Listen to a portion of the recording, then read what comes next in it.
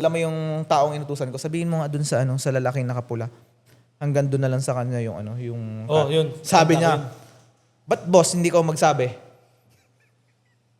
Kung banatan ako nun, nung time na nandun na si Kapod Trip, di nung mga unang araw, hindi kami nauubusan ng stocks, relax lang. Oo. Hindi kami pinapawisan pag kailangan lang tumulong. Pumasok si Kapod Trip, bang! Umepek. Lahat yung ng ginawa tao niya. galing kay Kapod Trip, pare.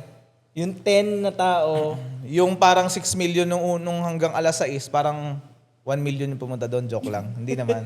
Pero Sobrang puno dami. talaga. Puno. Baha. Pagdating ng alas 10 ng gabi kamo, nangyari. Ubos. tuloy. Ubus ang stock. Walang stock. Walang Inabot nung from Inabot. komisari. Abot. no? Hindi kinaya. Parang Wala pa kami alam- komisary nun eh. Parang alam ko nung time na yun, parang alas 2, pinapakat na natin yung pila. Kasi Hindi, nung first day na yon, nung biglang nag-boom, parang 11 lang, sarado na tayo, cut off na. cut off na. Gabi, Oo. 11 ng gabi.